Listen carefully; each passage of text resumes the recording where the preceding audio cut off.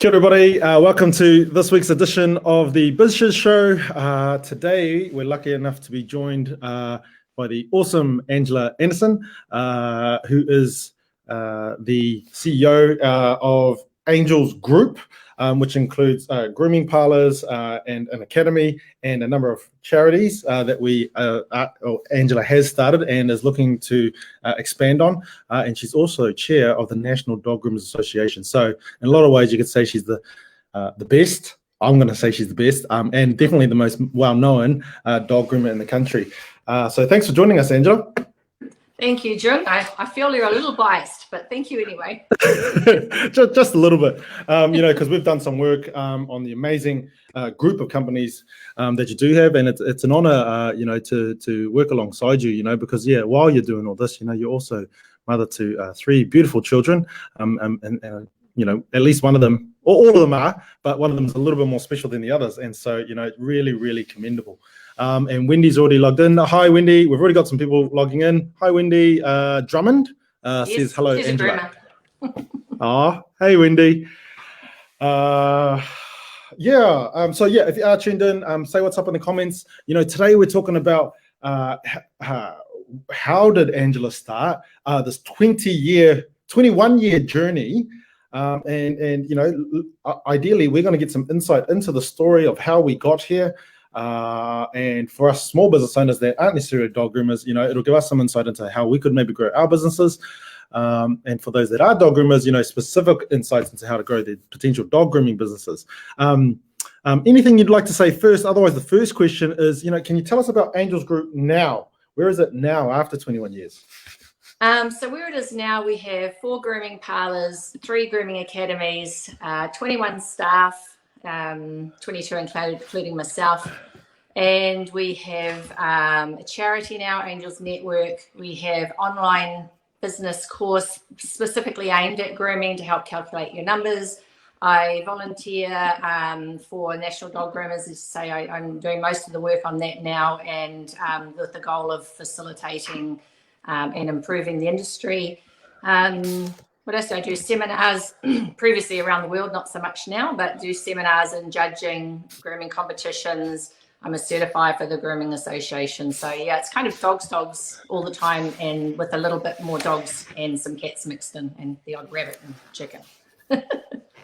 My first question is, how do you get it all done? Because I think for a lot of us in small business, when you think about all of those entities really, and even 21 team across the country, rather than kind of in one site, any insight into how do you manage it all, as well as, being a mum? How old are the children? 2 teenagers? 17, 14 and 10, and they're all adopted. The first one came when she was born, the second one was 6 weeks, and the third one was 15 months old when he arrived. So they've been with us most of their life, really. Yeah.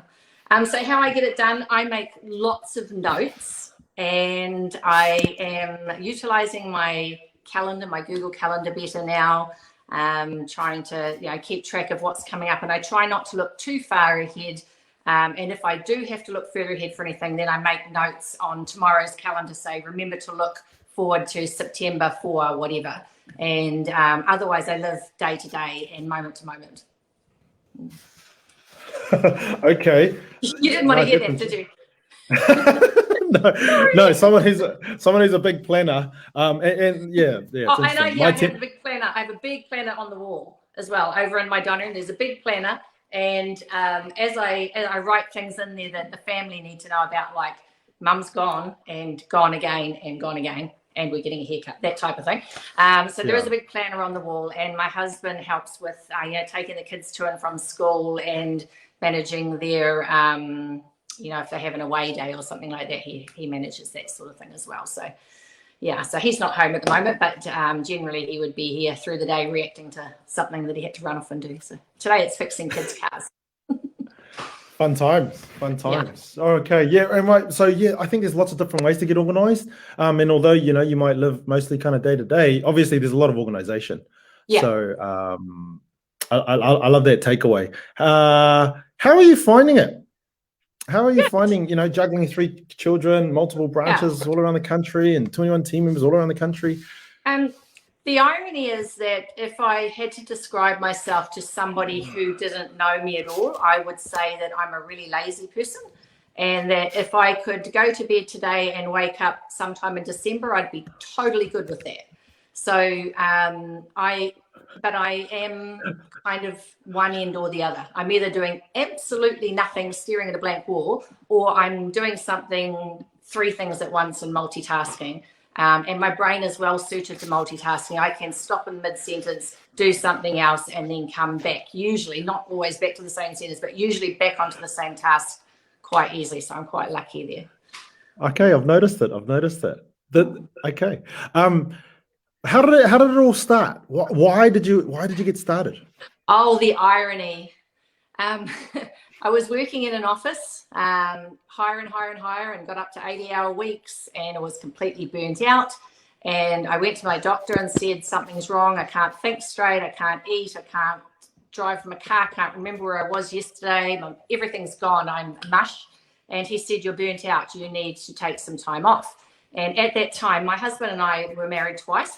We got together when I was 18, we got divorced when I was 29, and we got remarried when I was 33. And during that 4-year period was when all this came up. So I completely, utterly burnt out. And so obviously need a couple of weeks off. And I'm like, I can't do that. You know, the world will fall down without me. I can't take a couple of weeks off work. My parents live with me. I've looked after them most of their life. They both passed away. My father some time ago and my mother just earlier this year. So I'm like, I just can't. So anyway, he convinced me to take 2 weeks off work, which I did. I went back and saw him the day before to get clearance. He said, no way, you're going to need 3 months. And I just lost the plot. And he said, well, you know, you bought the house yourself. You must have insurance to cover the mortgage. And I said, I don't know. I know nothing. I can't even tell you who the bank is right today. And so he got me to ring my mortgage broker. And sure enough, I did have health insurance to cover me if I was to crash. So that led up to 2 years of me not even knowing what day it was, 2 years of stress. And during that time, I got back together with my husband. And I still remember him coming home saying, did you eat today? And me going, I don't know. And he's like, well, I'll check the sink and that'll tell me whether you've eaten today or not, because I just couldn't remember.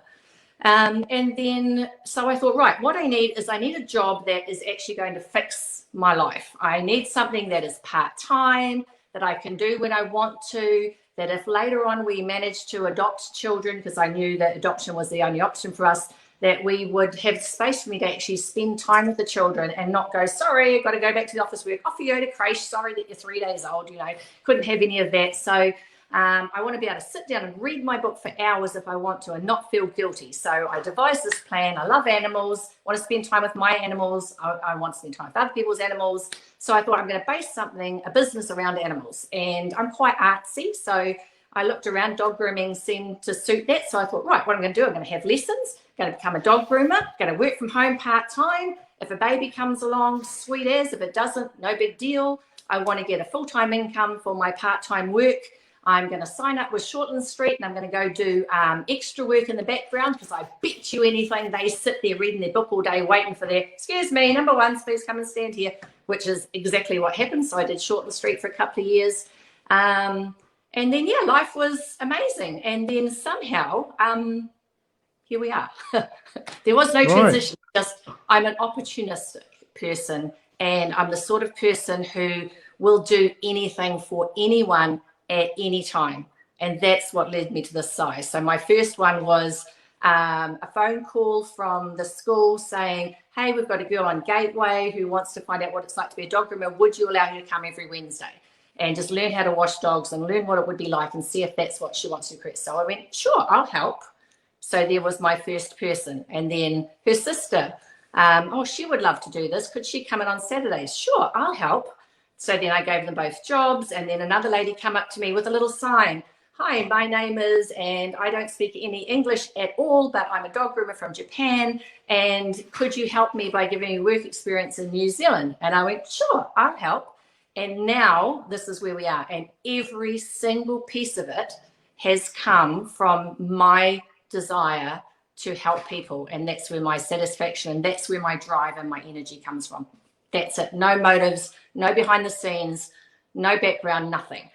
But in behind that, now that I'm getting older, I do want to plan for my retirement, and I am, with your help, putting structures in place to plan for my retirement with a goal that when I don't have to count money anymore, I can just help and not have the side where I have to do this, or this. So yeah, that's me really.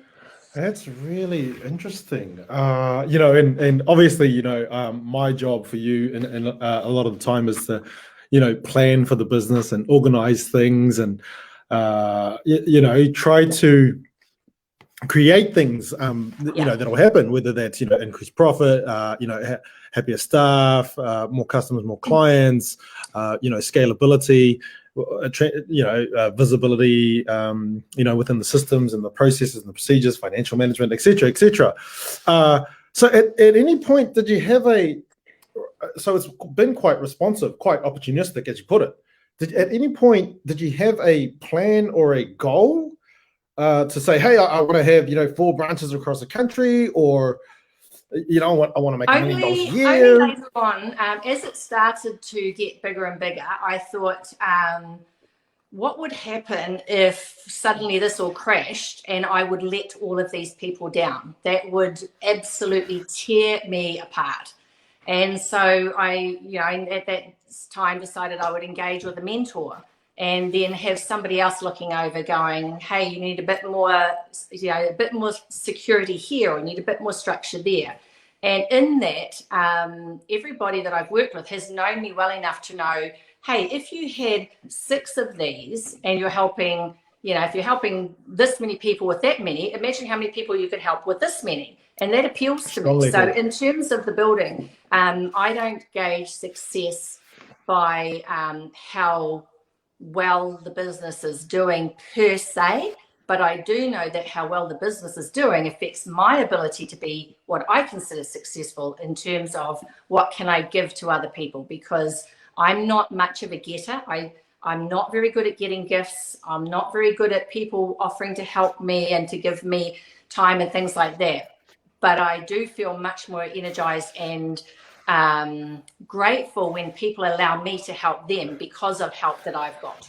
So it kind of flows through. So I always say I'm no big deal. I'm nothing special. I just give what I get. And that's how I run my life. I've got good things in my life, and I need to keep passing that through, because I don't deserve to keep, like if somebody said to me, hey, I could make you a billionaire tomorrow, it would mean you having to give up all this, but you could be a billionaire tomorrow, I'd be turning it down, because that's not success to me. So I need to be successful in the terms that I have enough money to keep doing the things that I want to do to help other people and be engaged with other people.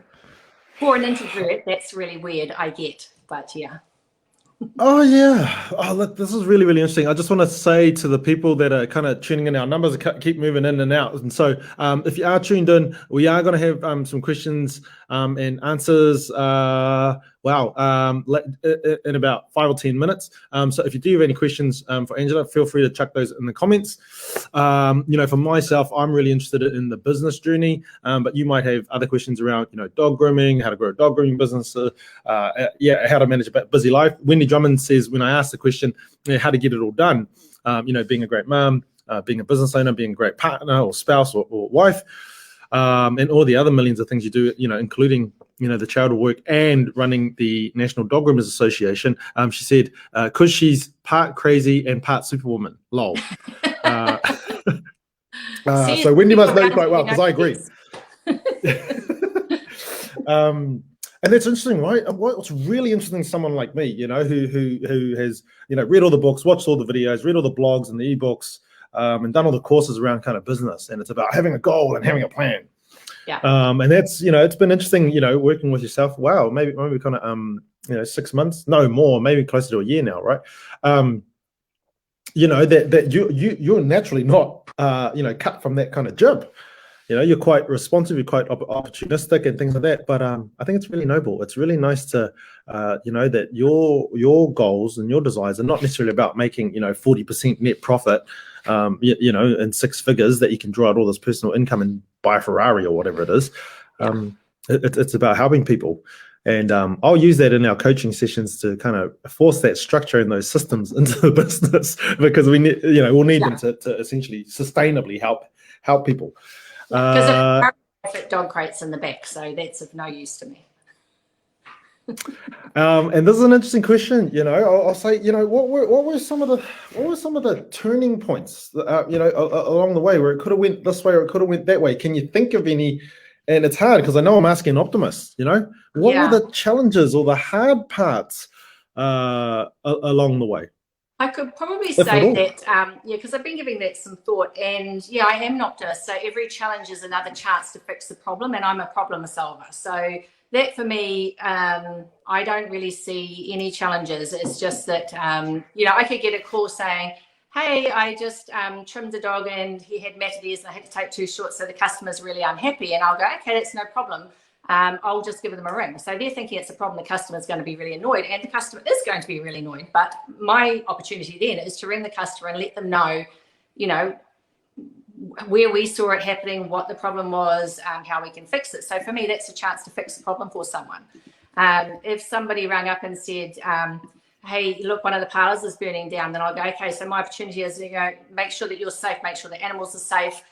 Forget about everything else. Just, make sure that when you've got the dogs all outside, they're all locked into cars. I don't actually look back and see that. But my husband had a business for a while. When we were separated, he bought a small pet shop, which grew into a much larger pet shop. And a couple of the big players at the time decided that they would come and shut us down and plant big ones either side of us. They gave us the courtesy of coming to say, hey, by the way, just so you know, we're going to be shutting you down because we're starting our big ones next door. That was kind of stressful. And I had inheritance money. And in the beginning, I went, you need to shut it down. They're going to shut you down. Shut it down now while you're still financially viable. You're not going to walk away so shut it down. And we've still got the grooming parlor, so we're fine. Just shut it down. But the other half of me is, but you have these staff. And that is awful to consider for me to have to lay off the staff. So then it's like the problem with that is go around and find, will other pet shops or other places take the staff on? Because if we're shutting it down, that's our biggest worry. And so that was really difficult to come to that thing to go, that was your dream, and I have to be logical and say you have to lose it. So we ended up putting it into receivership, which was really hard. I put all my inheritance money into it just to keep it going and help fight the big boys, which you can't. And we lost a lot of money on that. And so that is I guess if I had to have a difficulty, it would be keeping that emotional side away at some point, because everything I do is emotional. See, you knew you'd get me there eventually. So the hard decisions. If you looked at my book tomorrow and said, look, 21 staff, actually 7 of them have to go, I would have to say, sorry, Jung, it's you or them. You're going to have to find a better solution for me, because that's not one of them.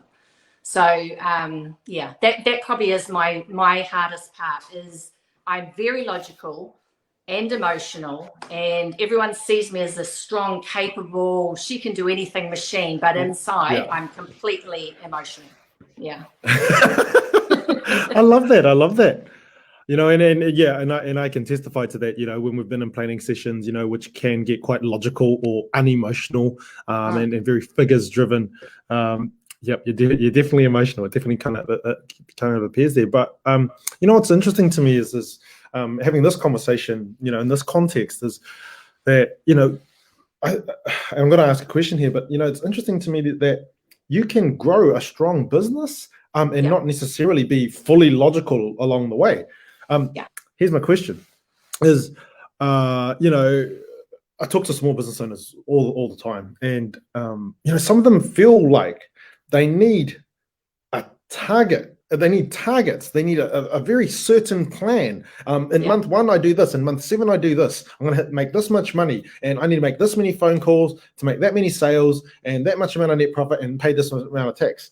And I'm not saying that they're wrong, because I've seen that succeed too. Don't get me wrong. I think it's our personal journey, but it's really interesting to me because you're quite an outlier in terms of how emotionally driven you are, how committed and loyal and attached to your team members and the other, I would say, humans or stakeholders around the business that you are, and that you're quite opportunistic and or responsive, as opposed to goals orientated and very planned and measured in your approach to not even necessarily growing your business. I don't think that's a major motivator for you. It's just creating a future of your future of the business, including, you know, helping people along the way. But Yeah. what if anything would you say to someone who's just like, no, I can't do that, it's too risky, I don't know the future, I need very specific goals and milestones and plans to achieve that, and without that I can't really go forward into this business? What would you suggest? So a couple of things. One of them is, I don't believe that you can be successful if you do not have a passion for the thing that you're doing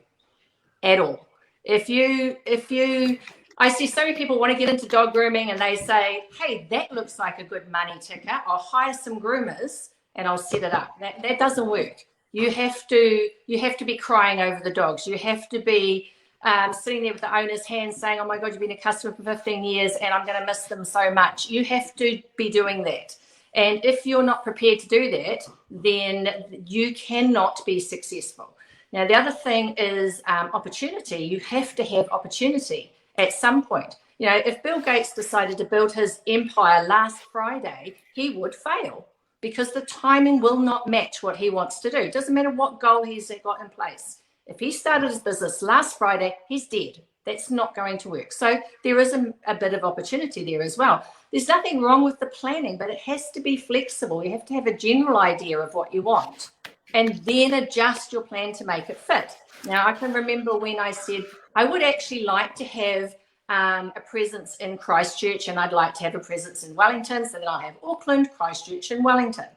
And then a shop that was losing money was selling their business in the other side of Auckland. And I thought, well, actually, at the moment, I'm doing seminars saying I know what I'm talking about when it comes to money. I know what this and this and this about grooming. Let me prove it. I'll buy this business that's falling apart, that is losing money hand over fist with my own money, and I'll prove that I can turn that around. So within 3 months, you know, we put in air conditioning from the profits. We've done this, we did, you know, and it's grown and grown ever since, and it's gone from strength to strength.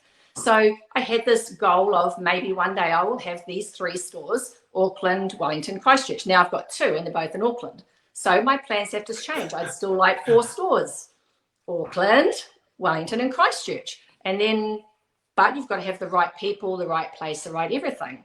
And then my receptionists come to me with a box of tissue crying from Auckland saying, we have to talk. And I'm like, we are not having this talk. Whatever it is, if you're crying, we're not having it. And she said, my husband's been transferred to Christchurch. And I went, no, you'll have to divorce him. It's the only solution. And she unreasonably said, no, I can't. I actually really love him. And I'm like, oh, fine. Give me 2 days. Give me the weekend, because this was like a Friday morning. I said, give me the weekend to sort this out. And then that weekend, I was talking to another amazing groomer who was in Christchurch who needed to change her circumstances. So on the Monday morning, I booked flights to Christchurch. On the Wednesday, I went down and bought a building. And I'm like, right, we're sorted. You can go to Christchurch. You can run the store. I've got the groomer and trainer ready. I've picked the building. We're going to have it up and running in the next 3 months. So we're all good to go. So this is what I mean about having to change your plans, but still fitting in the structure of what you wanted. So yeah, I have an idea that I would like these 3. Now it's 4. And, you know, who knows? It could be 10. But one of the things that I don't want is I don't agree with the word competition. I don't like that. None of the groomers that I know are my competition, because especially grooming is such a personal thing. You know, that a dog owner loves this staff member or they love that. And people say to me, oh, you shouldn't allow that, because what if that staff member leaves and takes the customers with them? And it's like, well, if they feel they have to leave, I'll help them set up somewhere else. You know, like I'm on this journey with them, not against them, and they're not doing it for me. I'll help them set up. I'll help them be successful. That's fine. You know, there's other people that will need a job and need help. No problem. So I think that's something that people struggle to understand. Now I have peers. I don't have, you know, we have a family structure in our business that we label everybody in a family way, even though we're not related to any of them. Oh, some of them are. Sometimes we take in siblings and things. But yeah, it's that. See, now I did lose my train of thought there. Yeah, you have to have broad goals, but I feel like if you were going to go, do you know, one day I'm going to meet the person of my dreams and fall in love, we're going to get married and live happily ever after.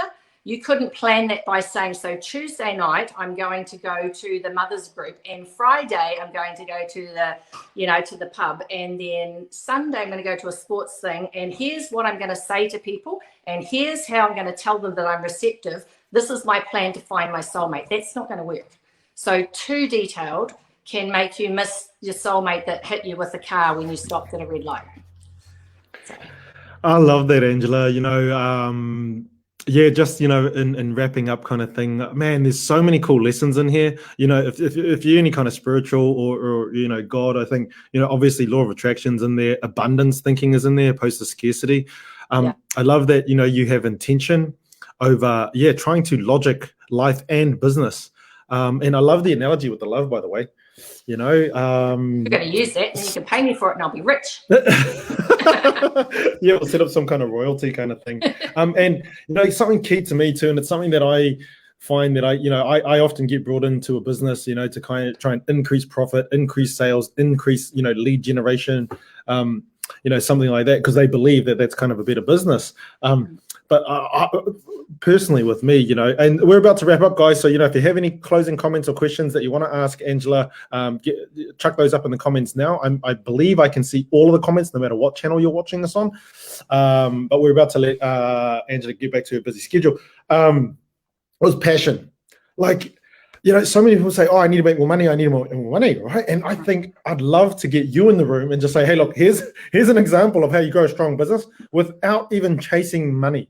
Yeah. It's weird, right? Because I'm a business coach, and it's like, it's implied that I make more money and things like that. But what I do believe is when you're passionate about it, you go the extra mile, you do the extra customer care things, and they tell their friends and family about it. They keep coming back for more grooms or more business, more products, more services. And that's actually the part to grow money. I think people often get that mixed up. So thank you for, all of the insights that you shared today. Can you tell us a little bit about the future? So right, if we don't have very specific goals and milestones and plans to achieve that, but can you tell me, like a rough idea, what is your intention for the future of Angel's Group, right, and the keynote speaking and everything else that you do?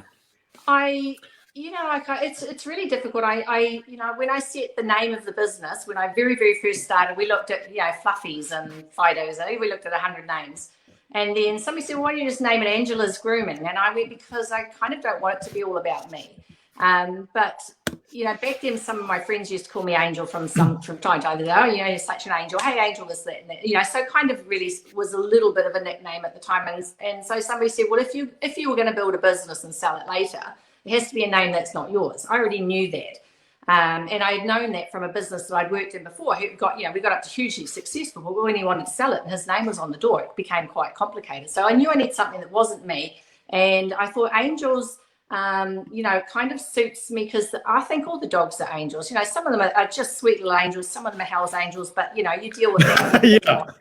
But they're, all of our dogs are angels. And in terms of that, I don't necessarily want to go away going, hey, that woman, she had this empire. That's not the gift I want to leave behind.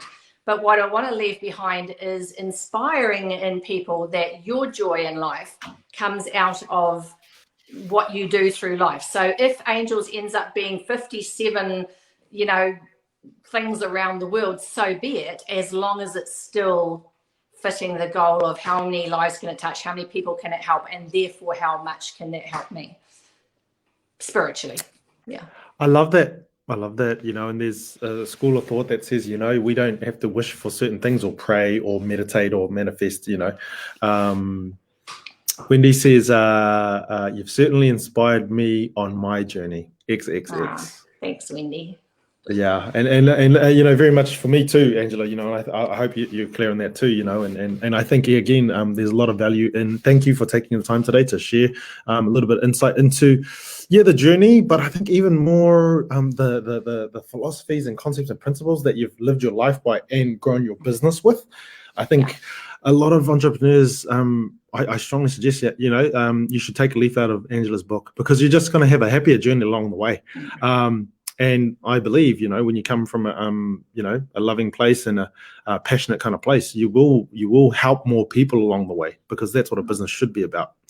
All the profit should just go into helping more people, right? Yeah. Okay, cool. And I've thrown up the link, because the next question is, how do people get in touch with you? But, if there was someone who wanted to talk to you about business or talk to you about grooming or the academy, or you maybe talking at, some kind of entrepreneurial kind of thing, what's the best way for them to get in touch with you? So probably easiest, they don't have to write things down. Any of the websites, they can go to the Angels Grooming website, the Grooming for Profit website, or the National Dog Groomers website. All of them will find emails back to me in some way. I do have receptionists that take care of a lot of the emails, but they will direct them to me, or friend me on Facebook. The me that looks like me now, not the one with the blue smock on we saw at the beginning, because that is a receptionist profile. So yeah, just through Facebook, I'm not very good with Instagram or what's that other one, the businessy one? LinkedIn. Yeah, I don't really do that sort of thing. So. Snapchat, Yeah, Instagram, no. TikTok. Come on. I thought it was pretty good just getting to Facebook really well. So yeah, I mean, you did well. People message me anytime, day or night, and I'm happy to answer. And if I'm busy, people often say, I didn't want to message you because I thought you might be busy. That's the joy of messaging. That's the joy. I'll answer back and say, busy right now, talk to you later. Hurrah. You're never, ever interrupting me. That's for real. Yeah. That's the one thing about Angela, it's very, very practical. I really, really love it. I mean, I hope I haven't opened up a can of worms by, and yourself kind of saying, hey, everyone can contact me, because I know Angela will get back to you. She's very, very responsive. We have all kinds of messenger conversations at all kinds of hours and all kinds of days during the year. So yeah, I'm very much the same. Thank you so much, Angela. It's been a real pleasure. Lovely for me to even get some insight here too. And again, for all you business owners, because these are largely going to business owner groups and pages, please take some insight here. It is a far better entrepreneurial life, I think, when you can live it with these philosophies, concepts, and principles along the way. Thank you so much, Angela. That's what it is. Authentic. Thank you for having me. No problem. See you soon. Bye.